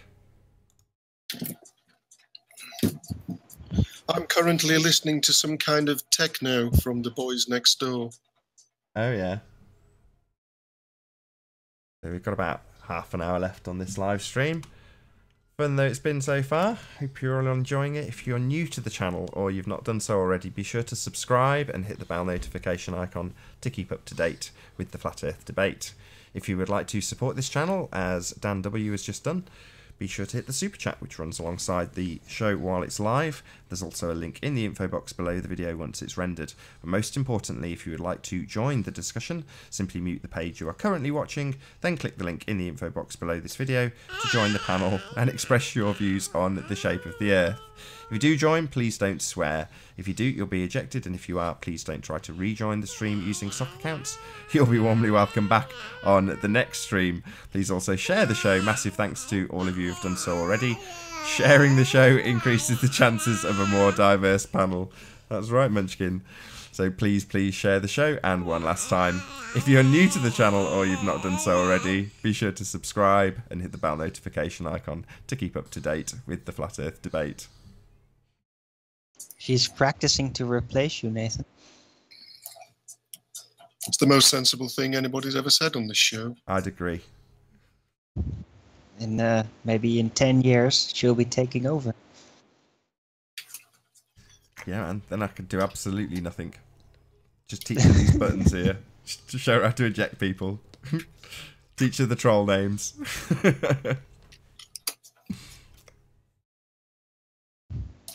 Right, did Nummy Num join? Eleanor's Flat Earth debate. Yes, I think he did. Hey, Nummy, welcome back. Oh, thanks. Hello. Hello. Arwin, did you catch what Brenda said? Did she say that science can't verify experiments? Is that what she said? I don't know what's wrong with her. She said all kind of very silly things. I think she's was that having what she said? A total solipsistic reversal. Was that what she said, though? She was talking about verificationism in science. Verificationism. Yeah. But was the sentence that she said? Did she say that science can't verify experiments? Is that what she actually said? That's correct. So if science can't prove anything and science can't verify experiments, what can science actually do? Does anybody know? Nath, do you know what science can do? Science is a study of the natural world. It's as simple as that. Well, I know some people say that science can only disprove things and not prove things. Nonsense. Yeah, that is a load of nonsense. So if science can't prove anything and it can't verify anything, what purpose does it have then, other than take money off us? That's a different term of science that you're talking about now. Oh. Institutes of technology take money off the taxpayer for nonsense like NASA. Yeah, the science narrative, the science story. Scientism. Yeah, scientism. The science religion. Precisely. The science religion. But we were saying earlier, I don't know if you caught it, Numi, but we were saying how ironic that we're called science deniers, and yet the Achilles heel of globe Earth is science. And we get called religious. And in fact, the globe is a religion. Yep. But it's a special. Hey, Numi, I'm gonna have to call you on something you said the that other day. doesn't see itself as such. It's a unique case. Hey, Numi, I'm gonna have to call you on something you said the other day that I didn't agree with. You said that you said something like words to the effect of we should consider vacuums to be science because, and then you gave a reason for it. And after the show, I thought, no, vacuums don't exist in the natural world unless we create them. Unless you can give a demonstration. I mean, Rumpus gave something about trees as a vacuum. I don't quite understand how he got to trees and vacuum, but he cited trees were a vacuum. He was wrong. Trees don't create vacuum. They use the Kepler effect to draw in water. I guess it's about how we define the natural world, right? Like my understanding of what that word refers to is not just what's not, like I don't see that we should place the constraint that only things that are not created by human beings should be considered natural. I think the way that I understand the word natural in terms of at least natural science is just the objective study of phenomena, regardless of their particular origin. Like if we can test it and we can study it, I don't see why it would be outside of the purview of science, personally. That's my view of it. Do you agree, though, that a vacuum doesn't exist unless we create one? I think that there are, then we have to define what's meant by vacuum. Like a perfect vacuum, probably not. But I think that the definition of vacuum is actually includes a partial vacuum. So there being situations of variable pressure. Yeah, I don't know. Decreased pressure. Yeah, or almost things like sound waves and things like that rely on the creation of momentary vacuums in order to propagate. So, I mean, it depends. Does something like a vacuum chamber exist in nature? Not that I know of, but I also don't think we can necessarily rule it out. Sound waves need temporary but then it's vacuum. not a vacuum. It's more like a pressure decreasing motion. Well, that's what a vacuum is, isn't it? No, a vacuum is a substantial pressure differential, right? But it's one that creates a negative, or at least a zero value, because that would be the definition of a vacuum: the absence of air, right? I don't think that is actually the definition of a vacuum, according to a dictionary or a scientific glossary. I think that a vacuum is actually just a pressure that's less than one bar. I mean, my issue with it is even if vacuums occur in the natural world, which I don't think they do, if they did, you could study that phenomena. But to say, well, objects in a vacuum fall at 9.8 meters per second squared is so disingenuous in my opinion, because if there was, for the sake of argument, a vacuum created in my knuckles, well, are you saying that you can study the natural phenomena of stuff falling in that vacuum? No, it's ludicrous. It's a very big knuckle. Right. No, but you can do all kinds of experiments with a vacuum chamber, right? Where you can learn a lot about how gases and how phase transitions of matter and things like that. The boiling point of water is water will boil when exposed to a vacuum, and you can do experiments about that and learn a lot. So is that not scientific? Is that not some kind of scientific? It's not that it's not scientific. It's just not a natural phenomena. Well, I think that's where we disagree. I think it is I think I don't see that just because humans create it, it's not a natural phenomenon. Humans are a natural phenomena. That's the definition of natural, not man-made. Where would you draw the line, though, if you were to accept vacuums as not as man-made phenomena that is satisfying the definition of science? Therefore, would you not draw the line and say that space can be also considered to be natural? Sorry, what? I don't. Where do you draw the line between something that's man-made, something that we have to create? Right, we can create a vacuum. If you're going to include vacuums as the definition of science, where do you draw the line with regards to natural? Because should we include space? No, but no, that's not observed. Yeah, I don't. The observed phenomena. It's a natural observed phenomena, and I kind of agree, but at the same time disagree because it's just not necessary. Rumpus, insisted on putting the vacuum in there. It's not necessary. You just include the air friction element in there, and it works just as fine. And he was just being very stubborn. We're just getting into a semantic kind of question here. I mean, I think that my understanding of this word natural in the context of science is that it is not opposed, it's opposed to supernatural. Natural explanations versus supernatural explanations, because at a certain point in history, there was a schism between those points of view where basically, natural sciences arose because people were... But that's not what it was about. It wasn't about the explanation. It was about an observed phenomena. It's not about the explanation. Let's say for the sake of discussion that we'll say, okay, in the contrast point over supernatural, then yeah, you could include it as natural for a vacuum. However, the definition says natural and physical. So it wouldn't satisfy the physical element of it, even if we gave way on the natural part. Because there's nothing physical about it. It's the absence of something physical, right? What?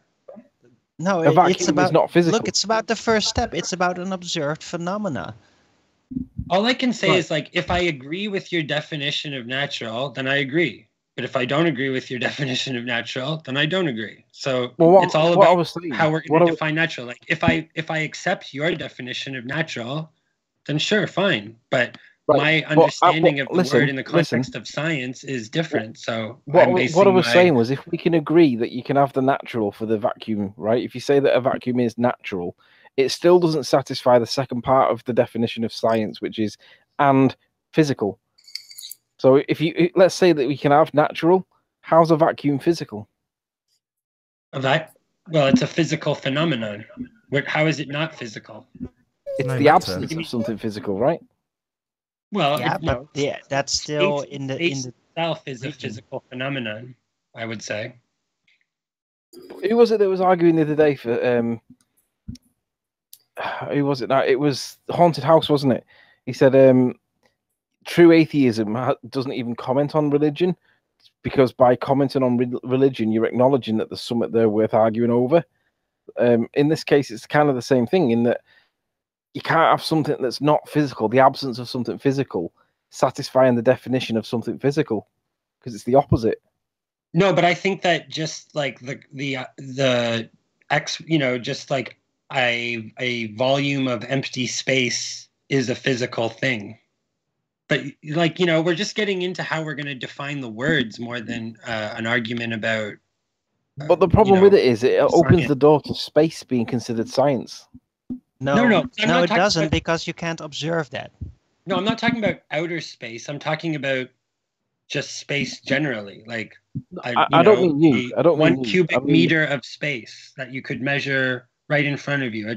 I'm not talking about outer space versus within the atmosphere. I'm just saying that there's a space, say if we take a given cubic meter of air and we remove the air from that cubic meter somehow, that I still think that cubic meter of space emptied of air is still a physical phenomenon.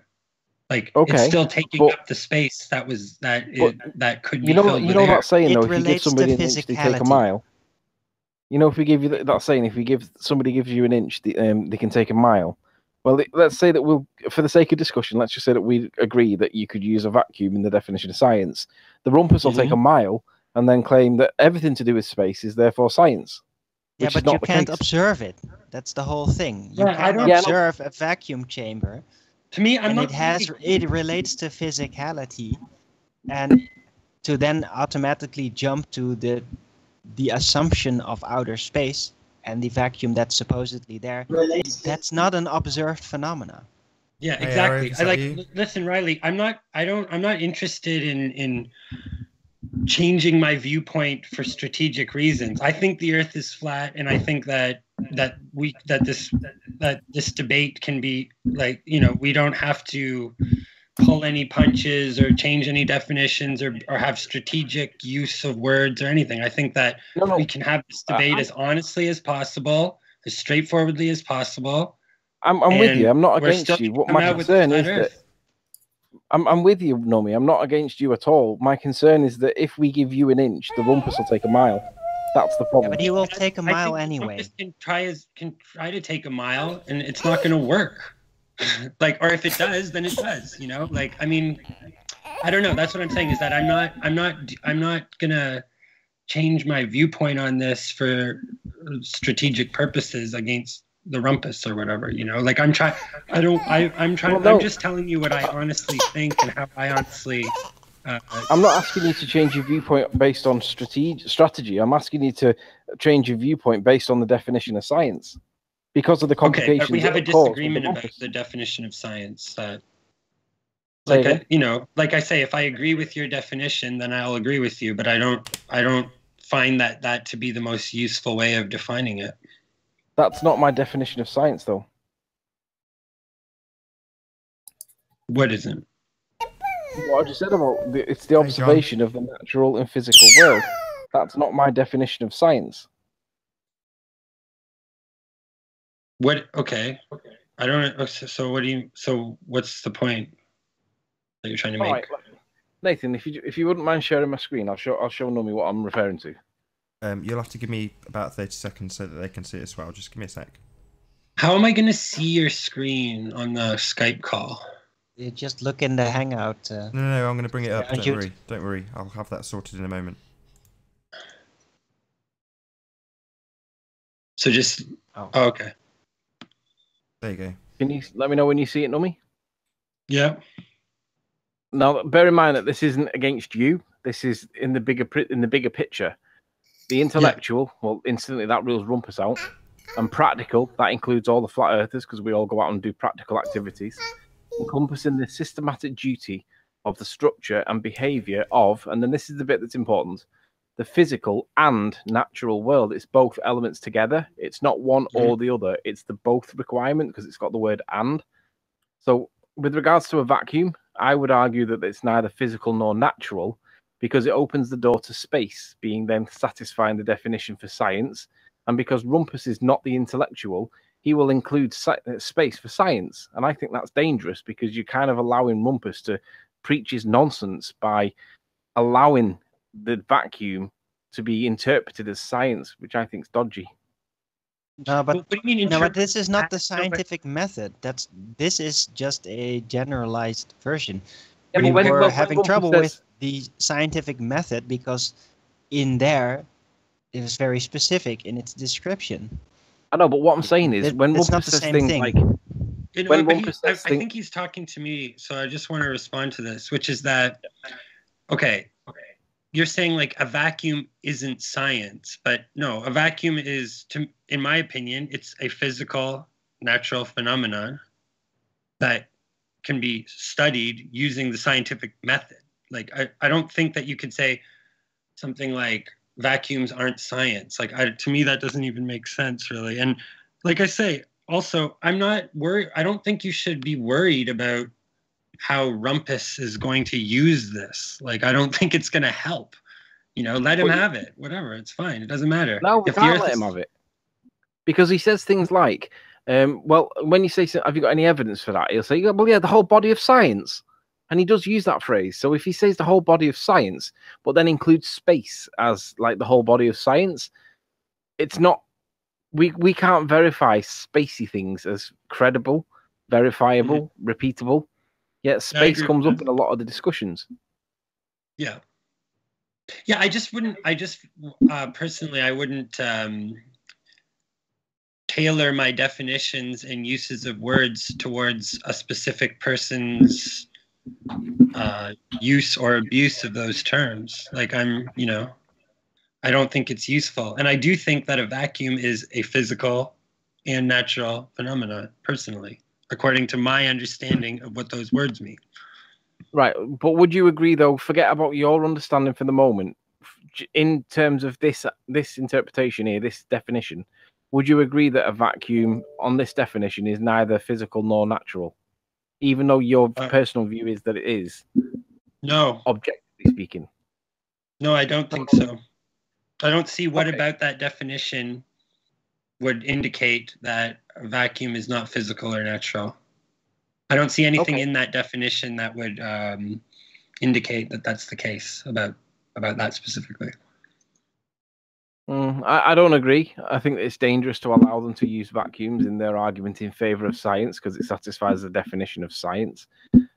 So I disagree completely with you on it because I think it's too risky for people like the Rumpus because they'll take an atom mile and we can't argue against it if you don't agree with us because they'll say things like, "Well, Nummy Num thinks it's science," and then I'm like, "Well, I don't agree with Nummy Num." Thinks it's science? Like, I think I don't know. I think we have a lot of we have a lot of different understandings of definitions and words here that are all like converging on this one subject of vacuums and nature. Can I try and summarize for what you're saying to me? Because from what this is why I phrased my question yesterday. Where can I find a naturally occurring vacuum? Well, what Nummy's saying, Anthony, is that he sees it as a naturally occurring phenomena. Therefore, regardless of what anyone else thinks, it does fall under the correct definition of science for Nummy because he sees a vacuum as a naturally occurring phenomena.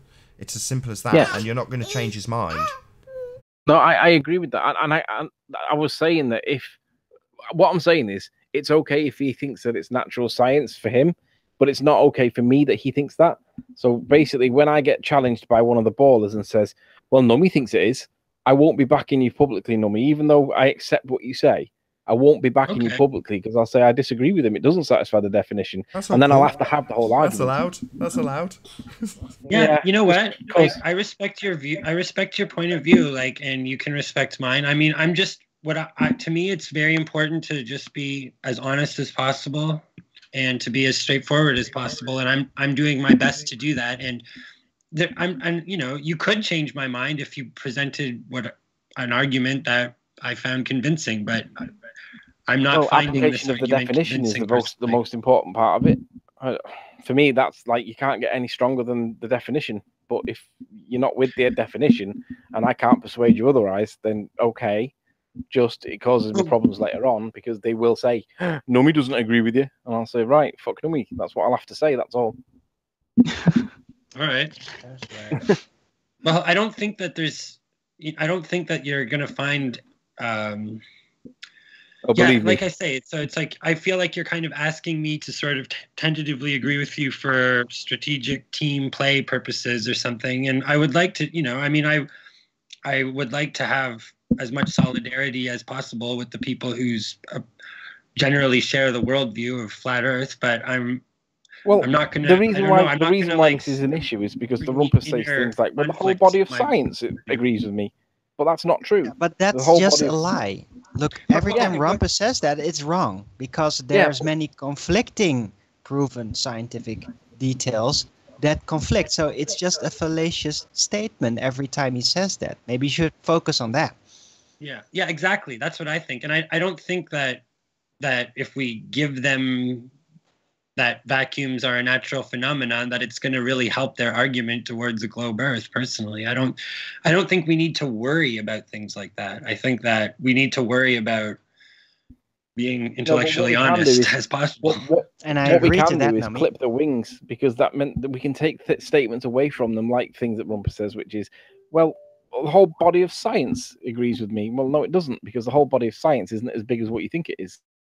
That's all I was getting at. I mean, it's not a strategical thing. It's the application of what the science means, and it does become semantical.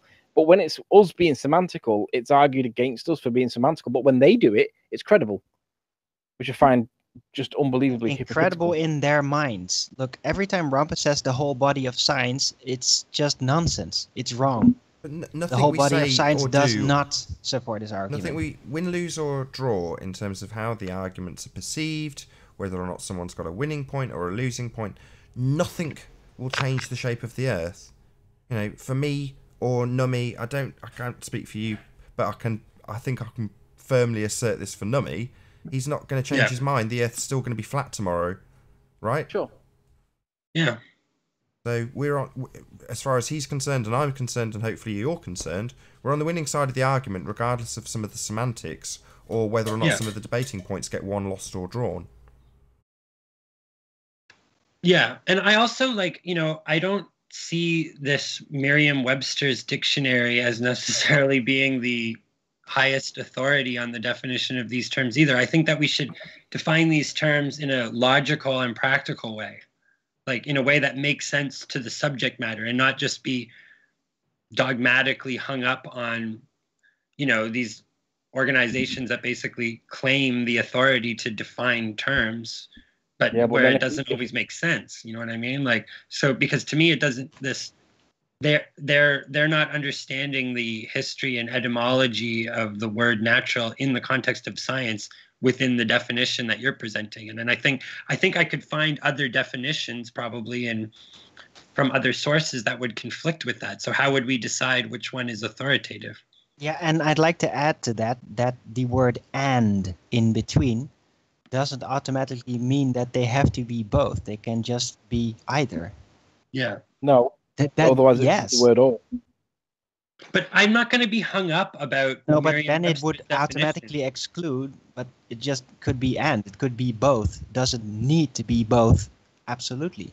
Yeah, but I'm not going to. And also, I would warn against allowing, because if you set this precedent that whatever Merriam-Webster's dictionary says is, we're going to be hung up on that "and," or we're going to be hung up on the minutia of their definition of words, like that could be used against you in the future. I mean, I think that there's not all dictionaries are made equal, and you'll find that there's a lot of conflict between different, what are considered to be respectable and authoritative dictionaries. But there's a whole conversation to be had about how much authority should we really be affording to these companies that produce dictionaries, right? Like, where do they get the authority to define our words?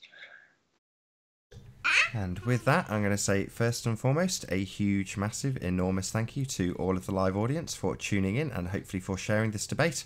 And of course, a massive, huge, enormous thank you also to all of the debating panel for joining and making this debate possible. If you've not done so already, be sure to like, comment, share, and subscribe. I've been Nathan Oakley, and I will see you all in the next video. Oh, what a day! What a lovely day!